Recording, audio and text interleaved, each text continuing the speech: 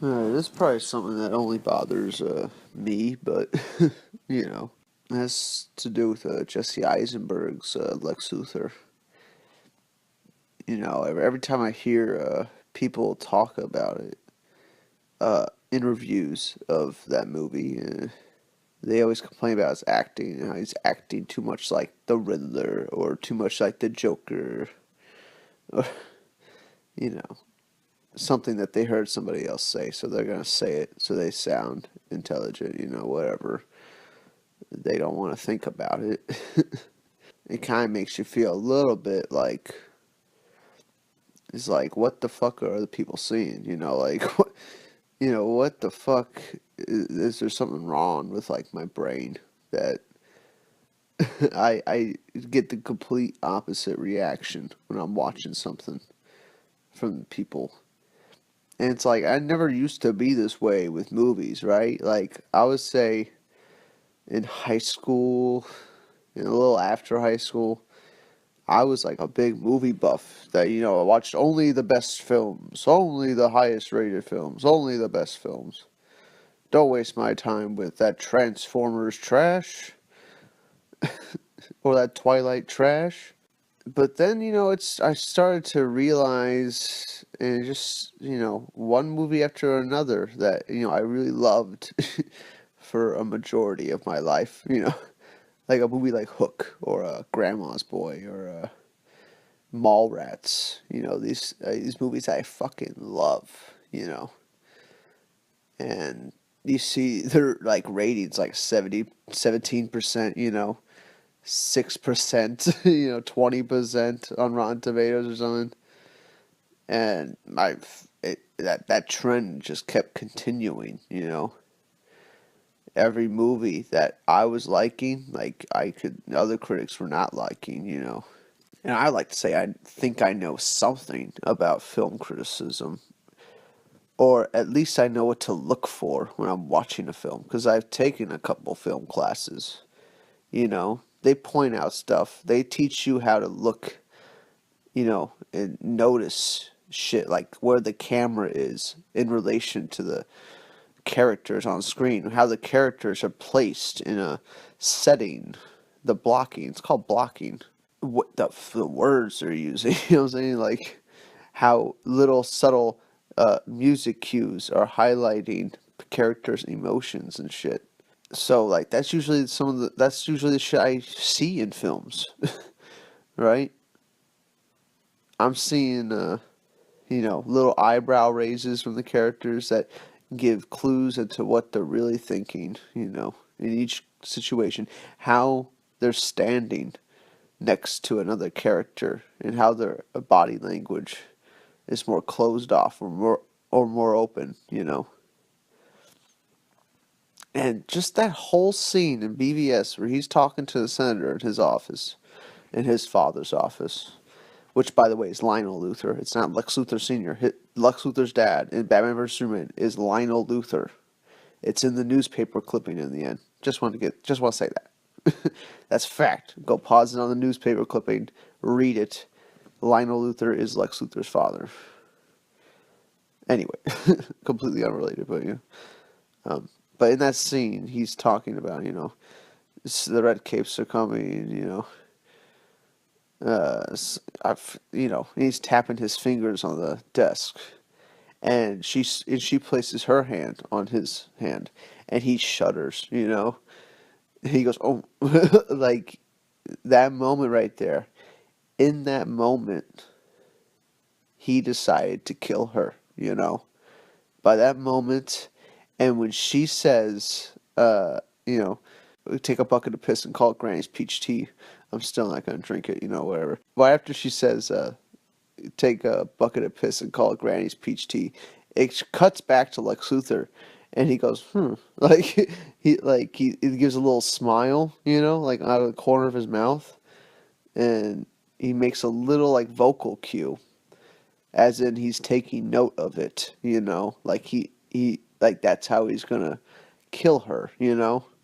He's making his plans to kill her the second she places his hands on him.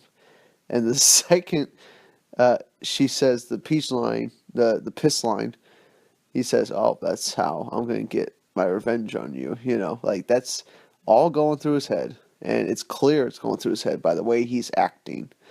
Now, if Jesse Eisenberg was a bad actor, right? If he was a bad actor, how would he know to do any of that shit? Because I mean, from all the behind the scenes shit I've seen on Zack Snyder, he's not exactly a director that tells actors exactly what to do. He lets actors perform. He lets actors be actors, you know, and make decisions for themselves. And Jesse Eisenberg probably made all those fucking little twerks and fucking these little fucking smiles in his mouth. Like, he made all those decisions, you know. An inexperienced actor wouldn't know to do any of that, you know. If anything, the experienced actor would have just stand there. They would just stand there stone faced, looking right at the person, not reacting to what they're saying, you know, because it's their monologue, it's their time to talk, and the other person doesn't talk, you know. So that's why Jesse Eisenberg's performance and all its subtleties, I'm catching, you know, like I'm taking note of everything that he's doing. And when I hear people criticizing him, calling him the worst Lex Luthor, and like, you know, he might as well be the Riddler with all his quirks and shit. I think people are missing the point completely, you know. Like, this is a Lex Luthor that's always been in control, right? Like, we see him at the beginning of the movie, he's playing basketball, you know, with his fucking staff, you know? People that are working underneath him. He is in control of the whole situation, you know? No one's contesting his shot. That's another thing. Like, it might just be they're just horsing. They might just be like playing around with the basketball, but they, you know, you never know. They could be playing a game or something like that. In which case, no one is covering Lex Luthor, right? No one wants to guard Lex Luthor because he's in control. He is the fucking guy who no one's gonna get near. No one's gonna fucking touch. You know what I'm saying? That's why he's able to put the fucking Jolly Rancher in the dude's mouth. Because he knows all the power he has. And he does it in the fucking middle of his goddamn building. Next to the goddamn basketball court, he puts a Jolly Rancher in the dude's mouth. There's probably dozens of people that watch it happen. You know, and they don't say a damn thing. You know, they don't think twice about it. Because that's Lex Luthor. If Mark Zuckerberg came up to you and fucking stuck a Jolly Rancher in your mouth, you probably wouldn't do anything either, you know. So, you know, other than all the subtleties in his performance, just everything about that movie is so wonderful. Like, it's so wonderfully crafted, you know. The camera angles, the way, like the Superman montage when he's saving everybody. The shot where we're on the woman on the roof and the shot goes, and it's one fucking shot. It doesn't cut the whole time. It goes from the sky from Superman's perspective down to her, flips around her, and starts tilting up towards the sky from her perspective. You know, so we get to see both their perspectives in one shot with no cuts. I mean, other than it cutting to the newsreels and shit. It's one fucking shot. You know? It's one camera movement. It's fucking the nightmare sequence when he's in the goddamn truck and Batman shoots the guy and jumps out of the truck and starts fighting all the dudes, and this camera pans around him as he's fighting everybody back to the front of him as a parademon comes behind him and punches him in the back of the head. That's all one shot. It's all one shot. The camera never cuts, it never breaks. It's tracking Batman the whole time. Like, these are very subtle things that you will not know you won't notice it unless you're looking for it. You know, if you're just watching it without knowing any of this, it'll just feel fluid, right? You'll feel like you're watching a goddamn I feel like you're there almost, you know? You know what I'm saying? It gives you that immersive feeling, but you don't know why you're getting that immersive feeling, you know? Unless you like are specifically looking for those things that are doing that. Having complete shots with no cuts allows the viewer to get immersed, you know, and stay immersed, keep their eyes on the screen. But, another great thing about Jesse Eisenberg's performance is that I read comic books, I mean, it's strange. It's very strange, to say out loud, right? I read comic books. Okay. I One of my favorite comic books is one of my favorite Superman comic books is Superman Birthright. And in that book we see a younger Lex Luthor, flashbacks to Smallville. It's about in the midway part of the book, we see some flashbacks and whatnot. And just like that Lex Luthor, Jesse Eisenberg is smart, too smart. He's smarter than everybody in the room, right? He's smarter than everybody else, just like in the book. He's so smart. He is growing contempt for people that they can't catch up to him. You know what I'm saying? Only Jesse Eisenberg's Lex Luthor feels like that Lex Luthor grown up. It feels like the Birthright Lex Luthor that, like a couple years later, if his hair never burnt off, it's him realizing that he is smarter than everybody, and he's just got to play, play the role, almost like the Lex Luthor persona. This like making jokes and dancing around and shit like that. Putting on a show. That's what it feels like. It feels like that's not the real Lex Luthor, the one making all these little That's not really Lex Luthor. That's just him putting on an act for everybody else to see. It's his disguise. And you'll see the real Lex Luthor in the scenes where he's completely by himself. And in the Ultimate Edition, he's on the roof in an early shot, and it's the sun setting, and he's looking out over at Gotham, and the light hasn't gone on yet. It's one of my favorite shots. It's another shot that's completely one shot, no cuts. And it's just him holding the Earth ball. No dialogue at all. He's just holding the Earth stress ball, which I think is funny that he squeezes the Earth when he's stressed. He plays with the Earth when he's stressed. I think that's a kind of a subtle, funny thing. But he looks over and he kind of just like nods his head, like, all right, I'll wait. And he turns around, flips the ball up in the air, and catches it. He's not, he's very calm. He's not making any of his little vocal cues. He's not even, his back is straighter, you know what I'm saying? Like, he's standing up more straight. He's walking normally. He's very calm and collect.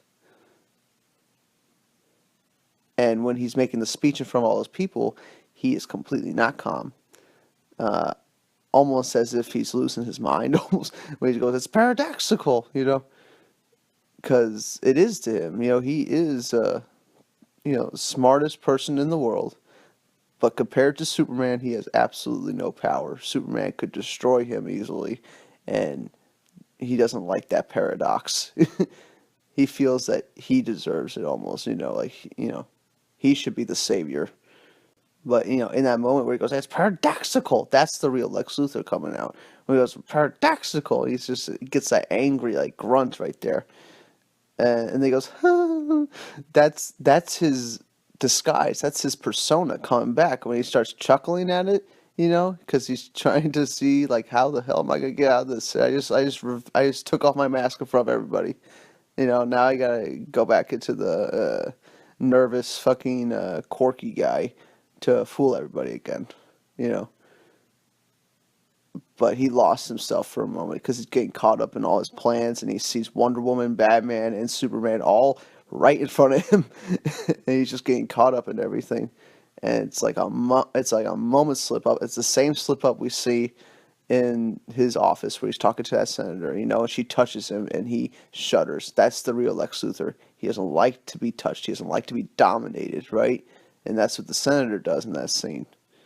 She dominates him by simply just putting her hand on him. He feels completely like she's taking off his mask almost. He doesn't like it. And that's what he, obviously decides to kill her.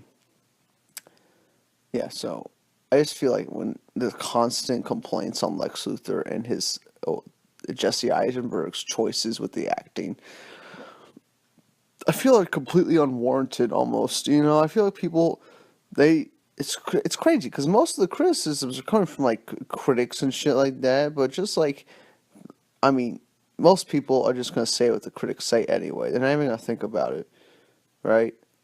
But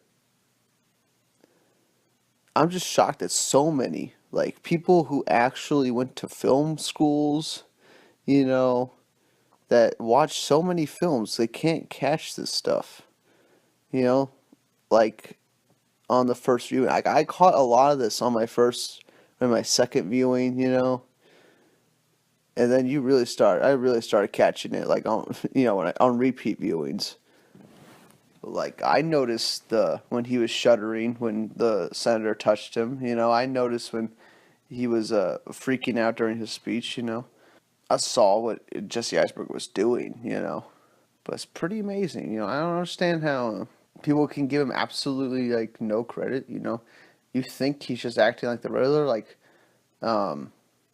why would the Riddler ever act like that? You know what I'm saying? Like, why would he be like, why would the Riddler do that? He's all about riddles, right? He speaks fluently. Riddler's not this nervous little nerd. Like, he's smarter than everybody. He speaks in full sentences. you know, he talks without stopping. He talks too much almost.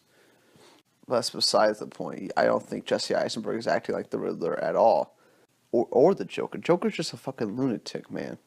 He's not that special of a character, you know what I'm saying? oh, Joker's just Joker.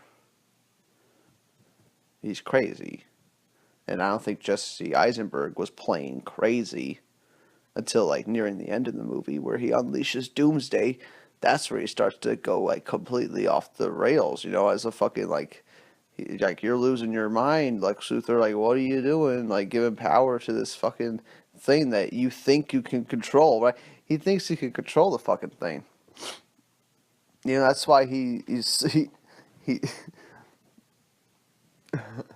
there's a there's a behind the scenes featurette that shows a line they cut from that scene where he says, Kryptonian deformity, born to destroy you, your doomsday. They cut out a line, and he says, ancient Kryptonian deformity, who only, who only I can control, born to destroy you. I wish they kept that line in the movie, who only I can control, because, it kind of, like Lex Luthor, like why would he make something that he thinks he has no power over?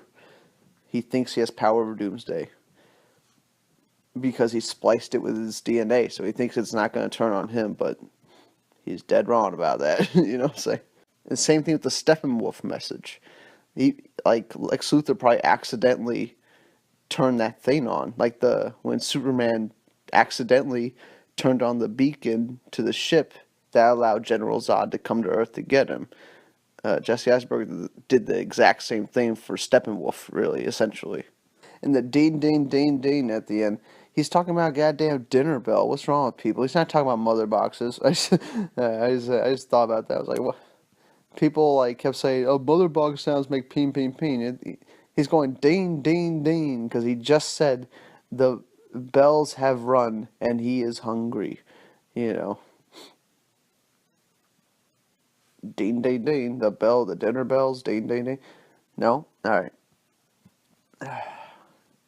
That's all I gotta say, really. I don't understand why people are so quick to dismiss Jesse Eisenberg's performance as him trying to do another character when in that reality he's just really trying to do Lex Luthor justice.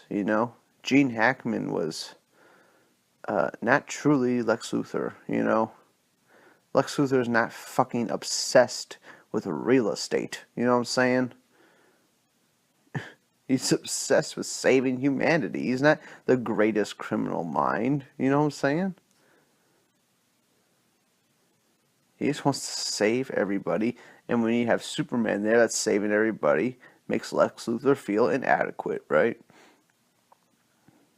Lex Luthor resents it. So he wants to kill Superman because he feels Superman might turn against everybody one day. And I feel like Lex Luthor's in Batman vs Superman. I think Jesse Eisenberg kind of captures all of that in his performance. Like he wants to be dominant, he wants to be in control, but he also fears what Superman could do and destroys humanity. You know, Lex Luthor loves humanity. He says in the movie he's a philanthropist, right? Right? Didn't he say that? He's like, it's an ancient Greek word meaning a lover of humanity. That's genuinely how Lex Luthor sees himself. He sees himself as a lover of humanity. That's why he wants to kill the alien. And if you read the prequel comic to the movie, Lex Luthor rebuilt most of the city that was damaged in the Zod attack. So I'm sure there'll be future films where we'll see a more composed Lex Luthor that is very stoic, you know, but threatening at the same time. You know, with his back straight, you know, and his head high.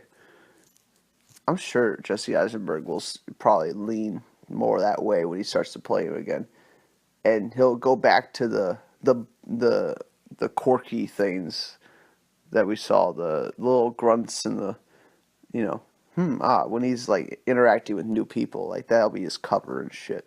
I can imagine something like that happening.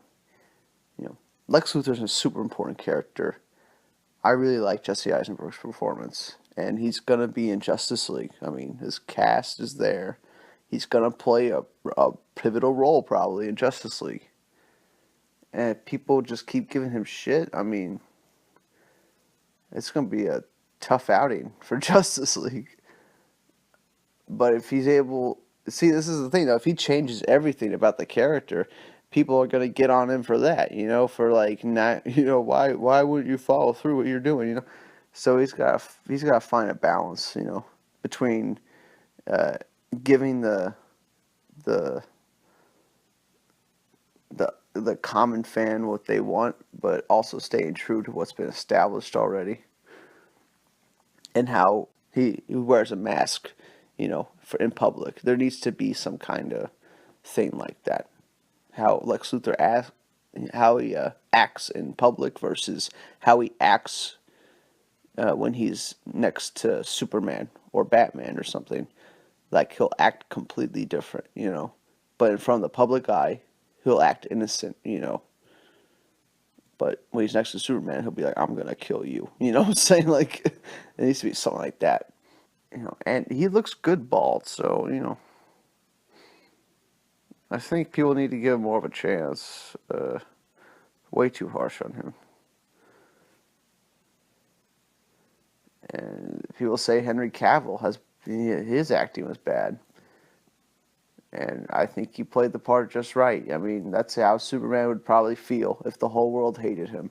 He'd probably feel a little depressed because he's Superman. He just wants to save people, and all everybody could talk about is like how much of a threat he is, and he knows he's not a threat. You know, that's like super relatable, man.